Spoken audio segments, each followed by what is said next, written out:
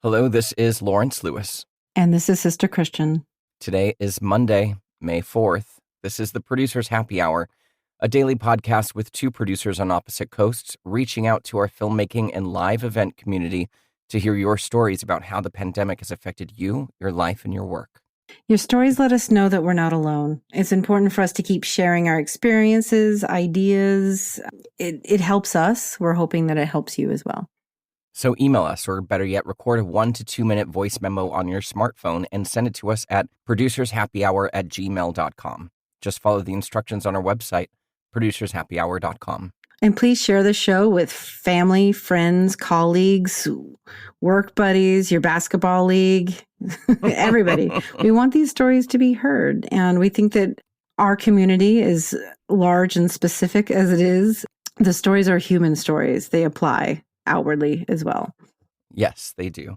Christian, today we're chatting with Rupert Reynolds-MacLean and Samantha Chitty from Biscuit UK. I can't wait to see how the Brits are doing and what their procedures are moving forward and what they're currently doing now.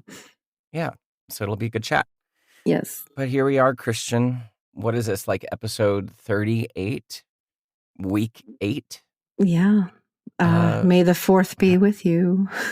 May the 4th be with you. How are you doing? Weekend was great. Couple of vet visits slid in there. But I think we're doing well. And the cats are on the mend. Everyone seems to be doing well. Good. So that's good. How was your weekend? It was lovely. Did a lot of walking with a friend in it was beautiful, right? hills of Los Feliz. Yes, exploring all the beautiful homes north of Los Feliz Boulevard. So that was really nice. And then played a lot of craps and blackjack on Zoom with some friends. Oh, fun. Did you win anything? Well, we don't play for money. Well, anything could mean reputation, bragging rights. Yes. We don't play for money. We're playing for souls. Nice. No, it's just for fun. Good. I mean, it was beautiful. New York City spring weekend. I mean, just gorgeous. Enough to bring all the kids to the yard. Yes, there were a lot of people out. I do have to say that. Without masks. A lot of people out. A handful without masks. I mean, people are pretty good here in Los Feliz, but not where you are. No, I think that there are still people out there who assume that they're not going to get it or that they don't have, I don't know.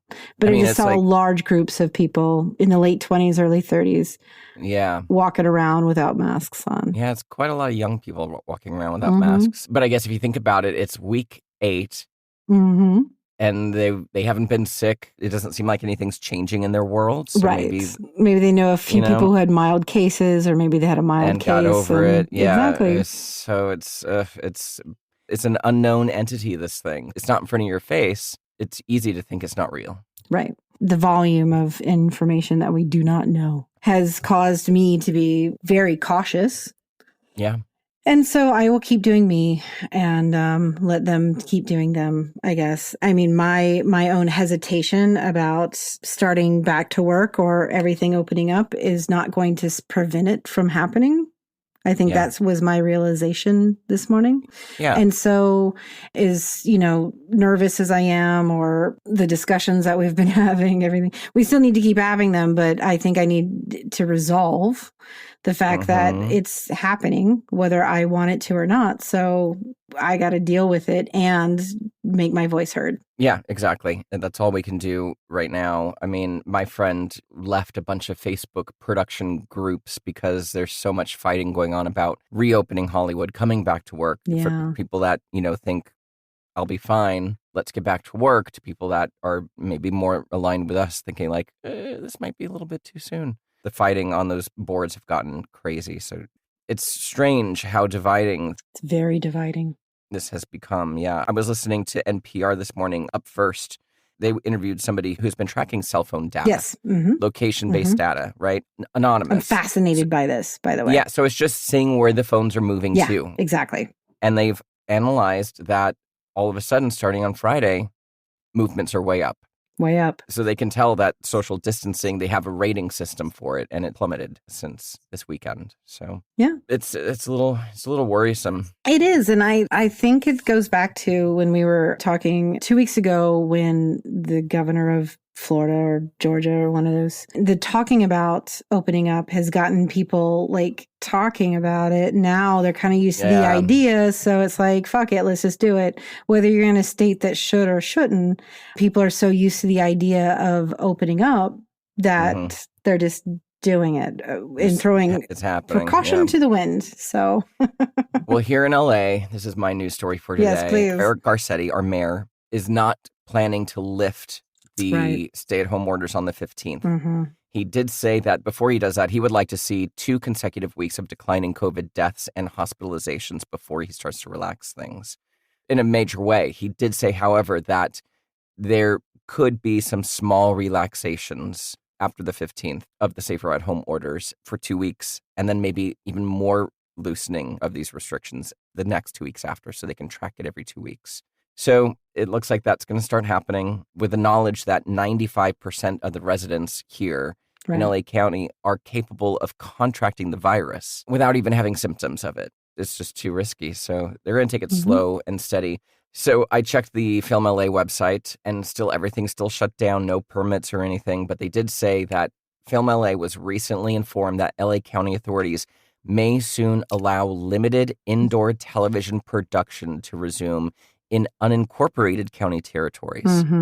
So that's not LA City, but it's LA County outside of LA City jurisdiction. Wow. And of course, it would be subject to workplace sanitation and social distancing protocols. Who enforces that? I don't know. I know. And this is, again, the big topics that all over every message board that I'm on right now is like, that's fantastic, but is it an honor system? And then do you really want to turn your life, your parents' life, your kids' life, your spouse's life, like whatever, into the hands of the honor system? Yeah. I know. I don't want to be a Debbie Downer here. I also don't want to sound like I don't want to go back to work, because I do. Right. I miss it so much. It's been my life for so long, and it is my career, and I think I'm good at it. And I miss it, and I would like to go back. And so I'm not saying any of that. I'm just saying that I don't want to hurt people. I know. Because the responsibility inevitably is on us. It's us. Even though there's a discussion, there's tons of discussions about a lot of other things, and we could do 100% great. We could 100% eradicate it and never have a problem.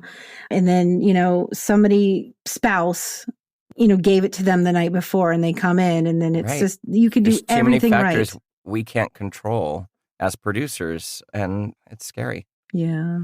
It's scary. But yeah, I'd love to get back to work. But I would love to too.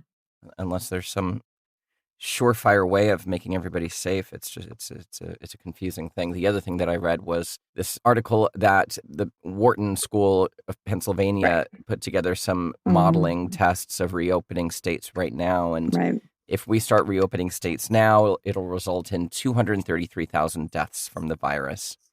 Obviously, modeling's been off. We know that. Their predictions, but God, even if that was close to being accurate, it's scary. I absolutely think that is true, because again, we're nowhere close to understanding or any kind of cure, quote unquote, or vaccine. Yeah. We're just nowhere close to it. So I do think that if you decide to go out in public without a mask, or if you, decide to go back to work in a non-essential job, you should also be informed and understand the risk that you're taking. Yes. And that's where I don't think waivers are going to do it. No. Hey, so Christian, Friday night we were on a little internet TV show. I know. It was nuts. It was live streaming and everything. A live stream interview about the show. Yes. We were on Dispatches from the Social Distance, Scott Robinson's show from RFI Media Production. It was a lot of fun. Don't get me wrong. I do have to say I was a little bit nervous. That live... Yeah. I mean, I've definitely produced live show before, I have together. Too, but I've never been on the other end of the camera. Yeah, where you're like being pointed at, and I'm like, oh, Scott was such a pro. It was a lot of fun. I got a little bit nervous. You started calling us on the Skype chat Yeah. I mean, but before. again, that was I know. And I was like, if I was a producer of this show, I'd be like, what is she doing? Did What she the not read hell? the instructions given to her? But it was Skype too. And Skype is a shit show. Yes, it Yeah. is. Unless you guys want to sponsor us, then I love Skype. Then we love Skype. Yes. Well, that was fun. Check it out. We'll post a link to the show in our show notes, right? We were on day 49 on Friday, May 1st. Right? Yes. Let's get on with our interview with our friends at Biscuit UK. Yes, please. But before we do, I would like to direct everybody to our Take Action page, where we have several links to things for you if you want to volunteer, if you want to donate, or if you just need help with your still. I know many people who don't have unemployment coming to them yet, or their stimulus $1,200. Like, there's just so much out there. Go to our Take Action page, donate, or see where you can help. Yes. All right. Rupert Reynolds-MacLean started as managing director of Biscuit Filmworks UK in May of 2017 and has a wealth of experience in commercial production, branded content, and strategy.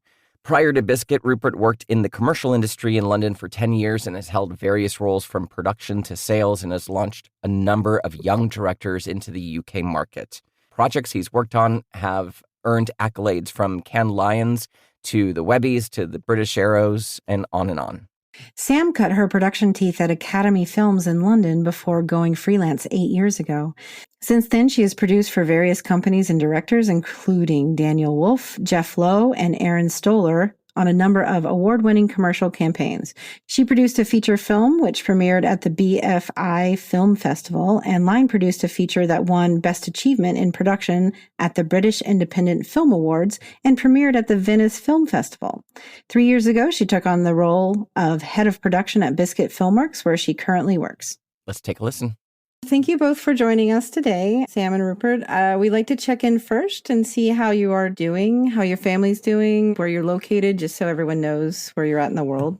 I am in Portugal, actually. My mum lives here and she wasn't very well. So just before lockdown, we managed to get a flight out here. So my kids are super happy because we have a garden and my mum's obviously really happy to have us near her. Yeah, I mean, we're doing okay. All of us are healthy. My husband was actually ill for 3 weeks and he convinced himself he had it. And I sent him, you can get tests here actually a lot easier than in the UK. And he didn't have it. So it was a really bad case of man flu. So now he's better and we're all fine. We've actually had way worse weather than the UK.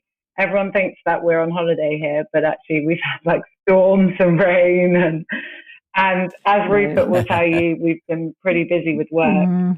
But yeah, my kids are also loving having us around. So we're trying to see the positives in that. Every day, Jack, our 3-year-old, asks us if we're going to the office. And when we say no, he just keeps telling us how much he loves us. So that's quite sweet. And then we're like, bye, we're going to our rooms for work now. But yeah, no, so we're all okay. It's great. Rupert, how about you? Where are you right now? How are you doing? I'm doing well. We are about an hour out of London, so really lucky and kind of count ourselves really lucky to not be in the city because the area that I live in, Hackney, is one of the three most, reading this afternoon, one of the three most worst affected areas in the country, which are all 3 boroughs of London are the worst and Hackney's up in the top 3. So which is also where our office is. So, I'm lucky to be here. We are about 15 minutes drive from the coast. So it's not sort of it's a beautiful beach to walk on. It's not a beach that you go and sunbathe on. But yeah, it's nice. And we've got a garden that needs a lot of work. So it's good to have a project at the moment.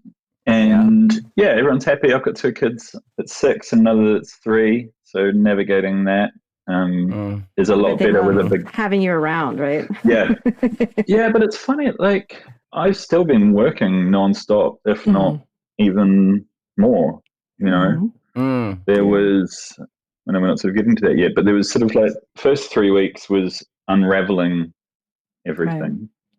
Yeah, we can't get into it because that was our next question. What was happening right up until the pandemic? What was your mindset? When did things start to, I'm sure it was a different timeline for you guys than it was here in the States. When did things start to become clear that this was a big problem? We were potentially the busiest we'd ever been. Right. Both with jobs shooting, jobs in post, and the number of jobs that were waiting to shoot. Yeah. Most of those being commercials, and then there was a couple of music videos. Every one of them was obviously affected. The ones that were already in post, only one or two of those has aired, and the rest of them, the clients are kind of waiting to see when they feel the tone is right to release them. Yeah, we were shooting a lot. In the month leading up to the office closing, I was in Hungary, South Africa, and Czech Republic on projects. And then on top of that, we had another 5 or 6 going as well. We had 2 projects that were drastically affected. One that was supposed to shoot in Madrid, just out of Madrid, and that never shot. And we had to bring the director and the DP and a couple of other people out of Spain as it was closing. And that was that was 4 or 5 days before it was going to shoot. And then we had a project we were shooting in Prague that was a 9-day shoot that got pulled after 5 days. So we finished 2 of the 3 films that we were shooting, and at some point they were there. And when you say that job was pulled or you guys stopped it, by any chance, do you remember what date that was? The Saturday was the last day of the shoot. We were, I can't remember what the date was. We were rewriting, I could check for you. It was about 6 weeks ago. We were rewriting scripts on set to make it possible for us to shoot, because the shoot schedule had been done separately. Because we were going to shoot the last 3 days, we were going to shoot the ends of each film, because that was a studio. So we had to basically move things around. We had an amazing client, film, right? Amazing agency, really great team on the whole thing. And it was just very well balanced on everybody trying to get the most made that they could, while nobody doing anything that was going to put anyone at risk. So when that kind of shut down or altered or was cut short, was there any sort of, we're hearing stories all over that no insurance companies paying out any claims on anything, but was there anything over there with your insurance?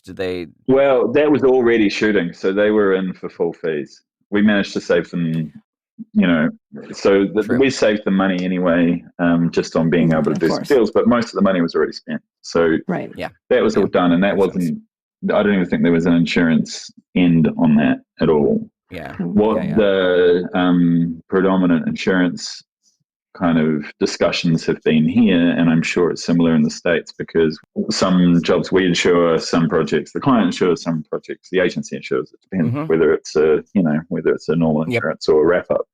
Those have all been complicated. Right.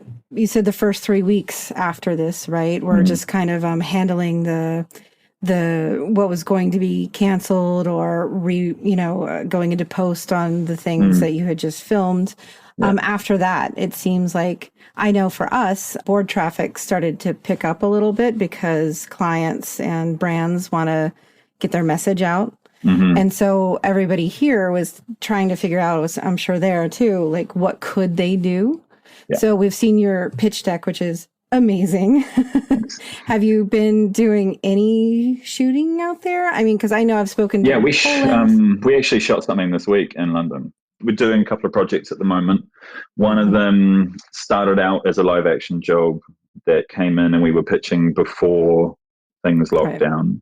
And we got an amazing client and agency partner on that. And the director on it has quite a strong VFX background. And it was, we worked closely with the agency to help bring that back into a project that they could sell in as a completely CGI and VFX project.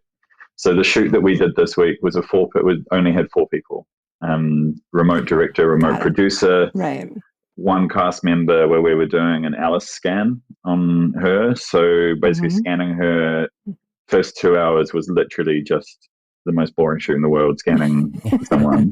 And then there was another. But it was the novelty of actually shooting. Yeah, I bet everyone was so happy just to be there. I know.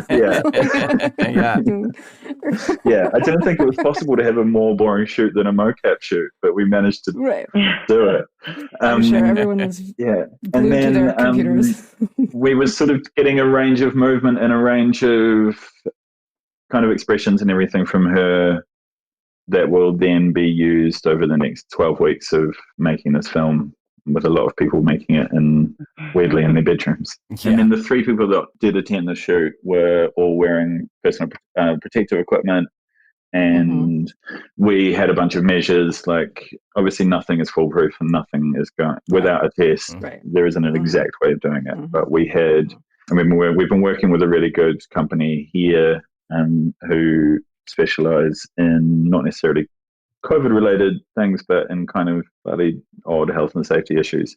So everybody sent their temperature, and in the morning we could provide thermometers for them by the day before if they weren't able to use sort of their own facilities. Everybody was in protective equipment. Everybody adhered to social distancing. The actress drove herself to the shoot. And we're also getting everyone to sign something to say that they don't have any symptoms of coronavirus. They haven't come into contact with anyone else who has in the last 14 days. And having somebody sign that, was that by advice from your lawyers or from the insurance company, or whose interest is that kind of document? From lawyers, as I'm sure it's the same in the States. You can't be insured for coronavirus. So it's basically, and in terms of people being able to claim that they caught coronavirus from your shoot, our lawyers have said it's almost impossible to prove that. It's like proving that you got food poisoning from a restaurant. But obviously, you need to do everything you can to mitigate any risk and any chance of anyone catching anything. And so basically, I guess that form is another barrier to anyone being exactly. So it's just adding things to minimize the risk as much as possible. But in terms of in the UK, waivers don't, because I read this article from the Hollywood Reporter that was saying that they might in the US have a waiver where you like waiver your rights to claim, but that doesn't, you can't actually do that under UK law. So oh really? Okay. I was going to ask you about that, if that was something you guys would be considering out there, but it seems like a scary prospect out here to have to sign away your rights to your health and safety. The biggest thing we've been talking about, because we're writing the guidelines at the moment for the APA shoot guidelines, which is our version of AICP. So kind of what the guidelines are going to be moving forward. And there's it's the moral question of what can we do versus what should we do. Absolutely. And that's the biggest thing, because the issue that we have here, which I think you might have too, is what we don't have from the government messaging is clarity. Yeah, we're missing that just a little bit. Yeah. And so there's a lot of confusion about who can work, who can't work, what is deemed as essential, what is deemed as not essential. We're very lucky in that we've had this government furloughing system where a lot of people that haven't been able to work have had government cover up until the end of June, whereas sounds like in the US there's people a lot more reliant on finding out whether they're going to get loans, and there's a lot of fear because of that. And anxiety and yeah, exactly. So while we have necessarily the same fear, it's different fear.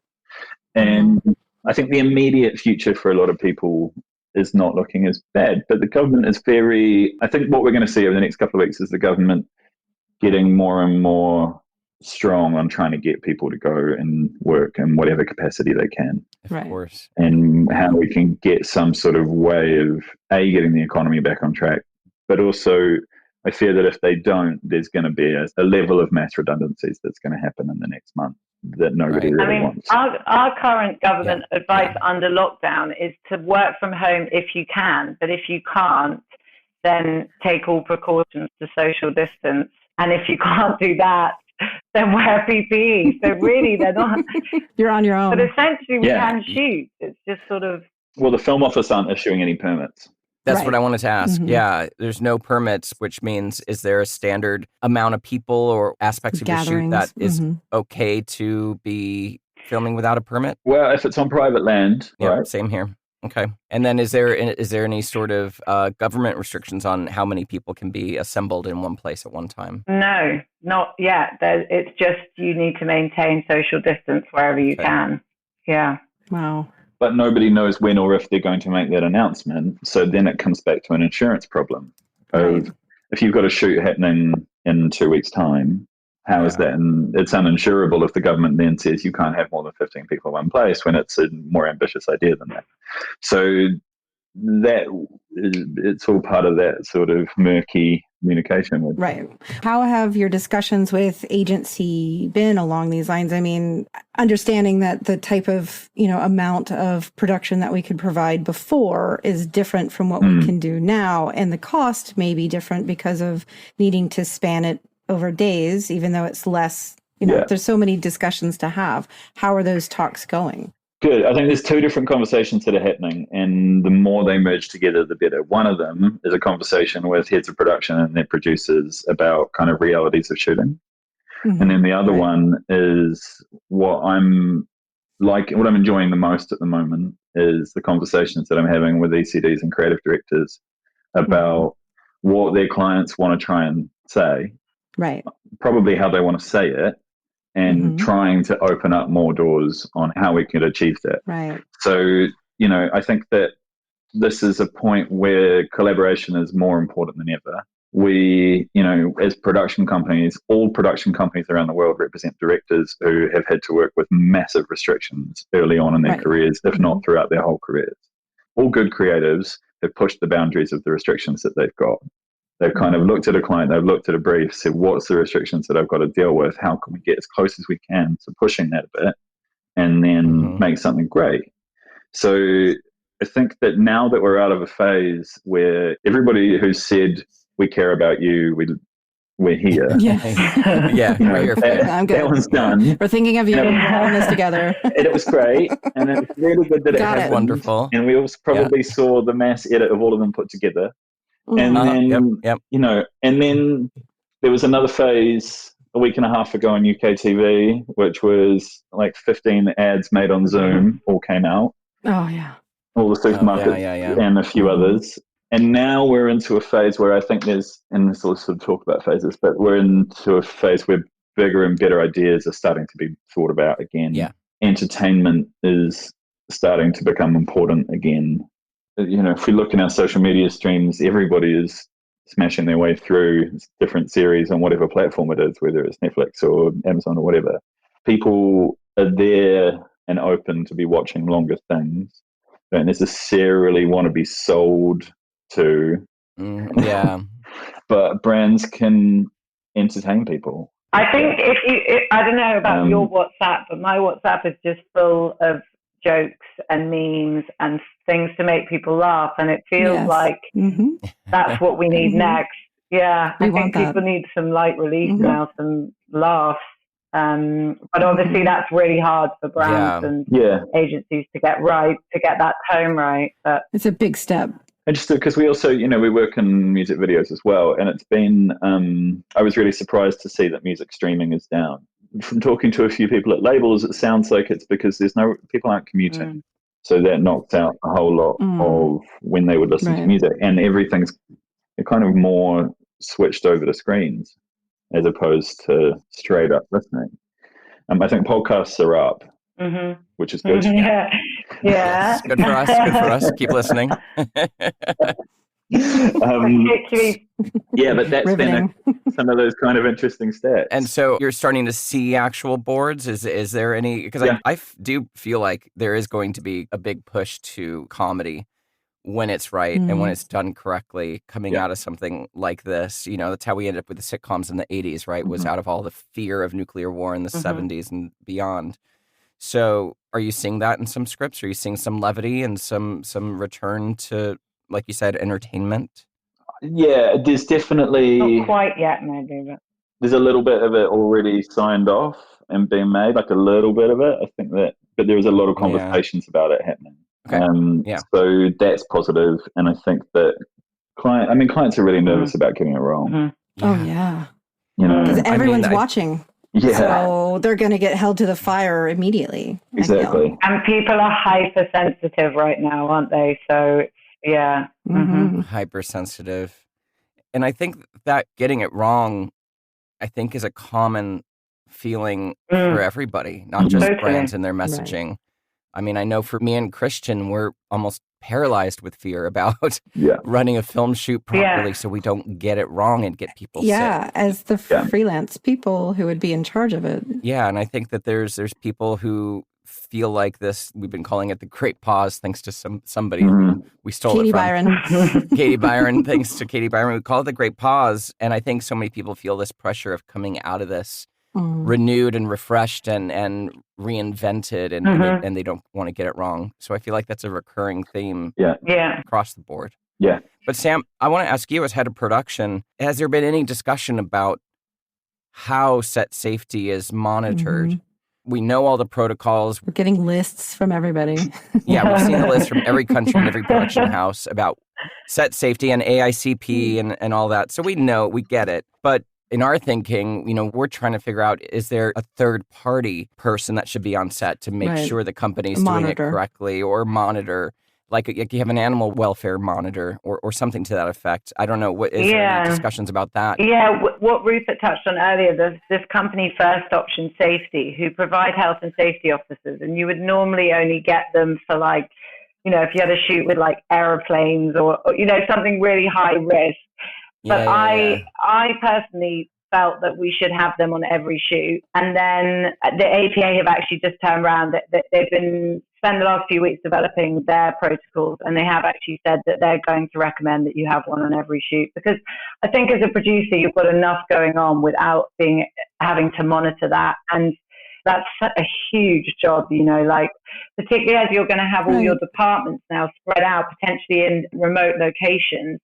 To monitor that is a big job, and I think it's this doing everything you can by the book. So if anyone questions what you've done, you really can say you've done everything right. But what you were saying about budgets is going to be interesting, because I'm sure you've worked out that it's definitely not going to help the budget. But then I guess you just factor all of that in when you're bidding, really, and this is why we're talking so much to agencies, for them to also factor it in, that it is going to be more expensive to shoot with the current restrictions that we have. Right. And the amount of content that they're able to get from their dollar is going to change dramatically, maybe, or not. Either way, having those discussions before we get into the production is, I guess, wise, because that is a fear, and that is, you're talking directly to my heart right there, because you're right, we're going to have a lot of responsibility, and people are going to need to be reassured that they're not going to be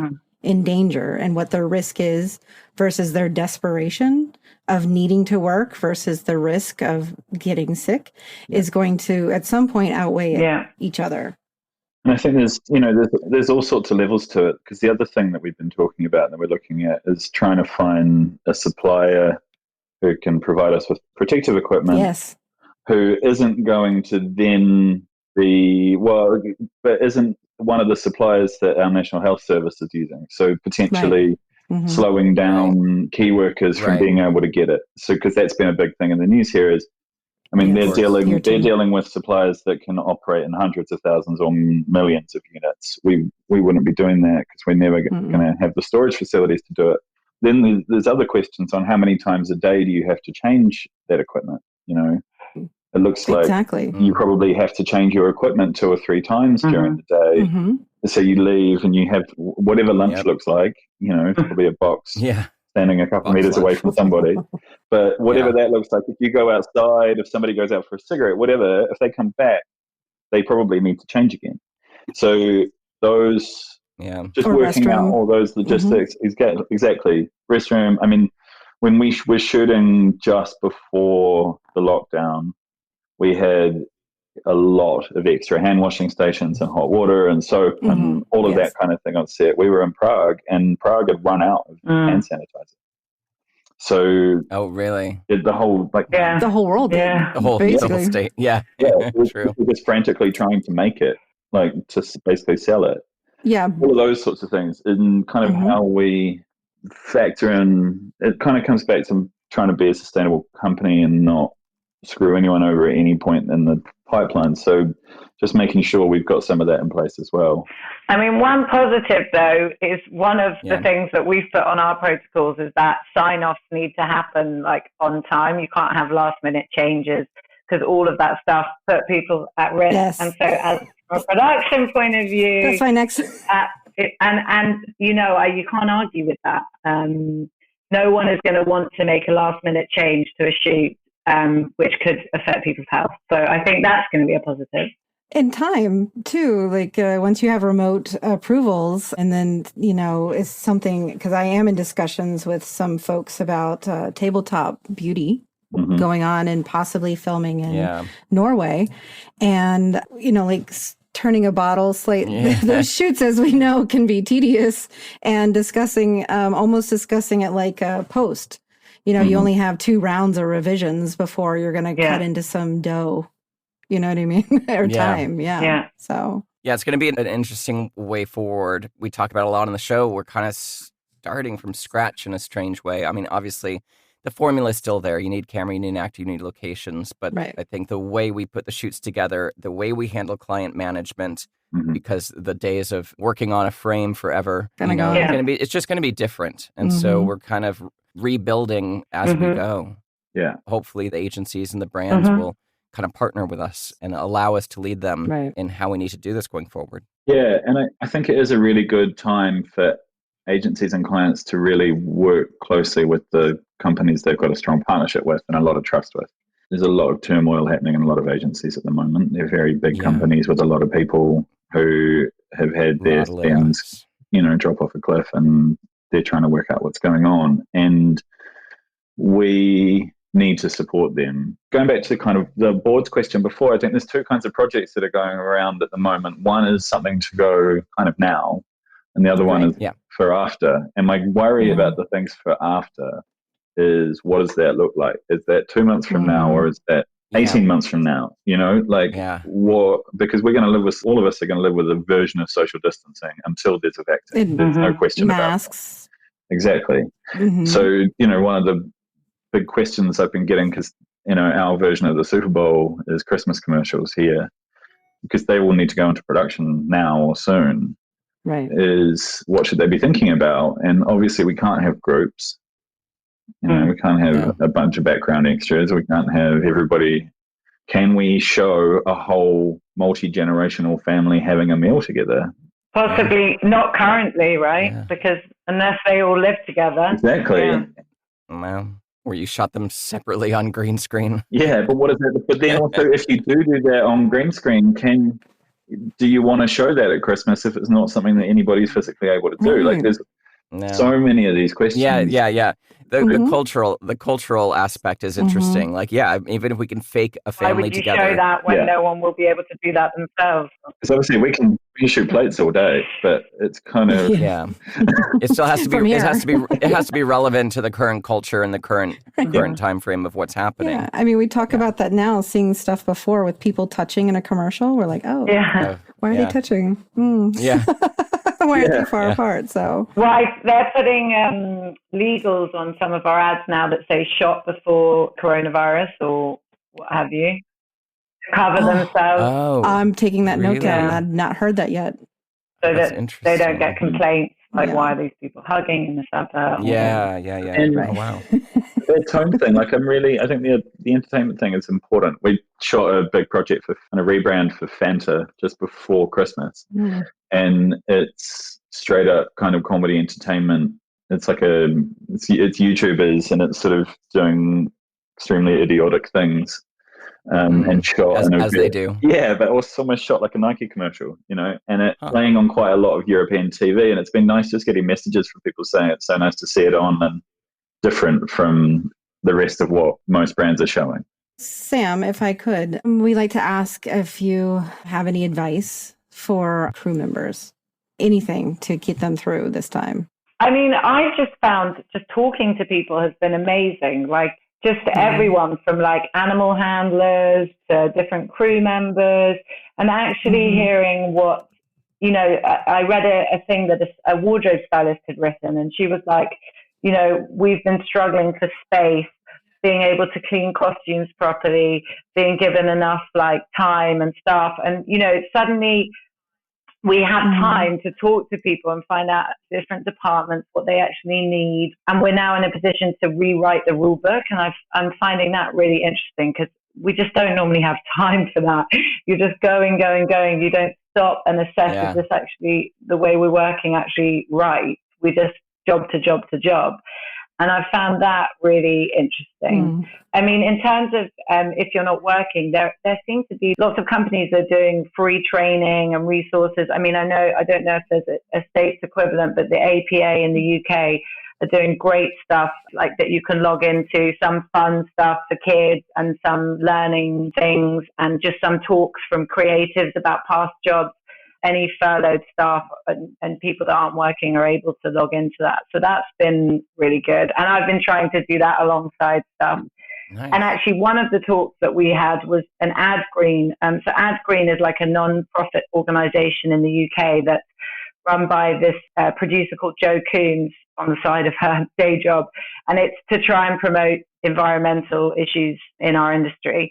And that is something that was really interesting, actually, because obviously that was the big talking point and what we were all working towards improving. And that's been slightly sidelined. And sadly, a lot of the post-COVID-19 production protocols aren't very environmentally friendly. It like encourages single use of things that aren't recyclable, like masks and gloves that are going to need to be thrown away. You know, we were using catering. We were using like reusable cups, reusable cutlery, reusable plates. Now it's going to be single use, prepackaged meals. So Jo Coombs, that's like her thing, and she's obviously quite worried how it's going to impact that. But I think, you know, now's the time that we can take some time to research, and it's very early days, but hopefully we can find some sustainable options for some of those things. But on a more positive note, she was saying the two big things environmentally, the big carbon emissions things are travel, specifically flights, and then power, specifically generators. I mean, obviously right now there's no flying, but going forwards, I definitely think that's going to be way less than it was. You're going to try and use local crew wherever you can. You know, agency and client numbers are going to be massively reduced. And also, you know, you're not going to have as big lighting setups because you can't have as big crews. So everything's going to be reduced. So actually, by the end of it, I think we're all feeling like hopefully it's not going to be a step backwards for the environmental side of things. It'll balance. In terms of advice, I think just taking this time to take stock, like personally and professionally. I think it's when do we ever get that? And I guess. And Rupert, same question to you, but in thinking of the directors on your roster, your creative teams, what advice do you have for them during this time and as we're starting to kind of ease back into what the new working normal is going to look like? A few of our directors are working on longer form projects that they've been trying to find time for, and that is definitely, it's a good time for that. It's not being caught up with a lot of other immediate things that happen when you're currently focusing on commercials, especially when commercials are the things that pay. Look, I think that the key thing at the moment, as far as kind of keeping momentum going with agencies, focusing on not being worried about what seems obvious that what you could make, like user-generated work, that kind of thing. I think trying to focus on what good ideas can be made and how to find a new way to make them. And that goes back to whatever restrictions you've had before. Most of us will come up through music videos, and normally you've got 10 grand in 2 weeks, you know, which is a shitty restriction no matter what, how anybody tries to skin it. And we've got equally shitty restrictions right now. And I think that just trying to find a way to box clever around it is the right thing to be doing. Thanks, guys, for thank you guys so much. Chatting with us today. We really appreciate it. It helps give us a view of what's happening in the other countries. Things feel so disparate, and so, as you said, there's no like kind of coordinated effort in Leadership. We're kind of leadership. We're making it up as we go. So it's great to check in with you guys and see what's happening over there. And hopefully we'll all be back on set someday soon. So. Yeah, exactly. But before you go, and we'll ask you separately, what is one thing that you're looking forward to most once we are able to reconvene and kind of step back out and see each other? It could be a pint at your favorite pub, or that's what I'm looking forward to. Dinner with mom. Dive bar bathroom. Yeah. Sam, what about you? What are you looking forward to most? Yeah, I'm going to say just going to have a meal out with my husband. I'm so excited about that. Having a menu and being able to order and not cooking it myself. And not having to do the dishes after. And yeah, I love that. Rupert? Yeah, I think, dinner with friends. Yeah, dinner with friends. Yeah.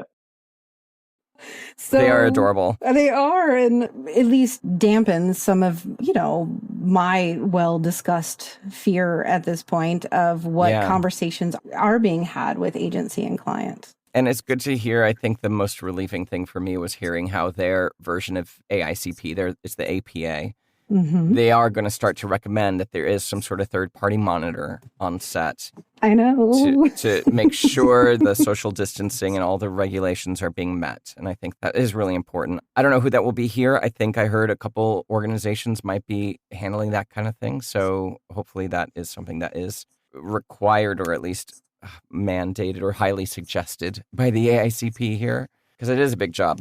Well, I would hope that, the way that California made it kind of, isn't it the law in California to have an animal monitor on set? I don't believe it's the law. My understanding is that that's the only way you get the certificate. And if you don't have a certificate, networks will not run your ad because they will get in trouble with, like, PETA will come after them. Right. And so that's how I feel that maybe the networks will step up and require demand some sort that. Of, yes. And so then it just becomes standard practice that you work into your budget. Yep, exactly. All right. Thanks to Rupert Reynolds-MacLean and to Samantha Chitty from Biscuit UK for joining us today. We appreciate the time and their insight into what's happening over there in the land of commercial production. We're going to be following suit pretty quickly here. I hope so. They sound like they're doing it right. So, yeah. Lawrence, this show was edited and co-produced by Rob Bloomkey. Artwork and logo design by Christopher Daniels. And our unused but amazing music was composed by Kyle Puccia. Yes. Thanks for listening. We're back tomorrow. Until then, stay safe, stay connected, stay active, and we still have to stay home, even though the national stay-at-home orders are now gone. To that, wash your hands, don't touch your face, grab that phone right now and clean it. Clean your phone. Yeah, and then take a look at how you cleaned it and see how dirty it was, so keep that in mind. And if you do leave the house, please wear a mask. Yes, and send us your emails or your voice recordings to producershappyhour@gmail.com. Lawrence, how do people reach you directly? You can get me at lawrencetLewis.com, or for voiceover work, voiceoflawrence.com. Christian, how do people get a hold of you? SisterChristianProduces.com. Yes. All right, guys. Talk to you later. Bye.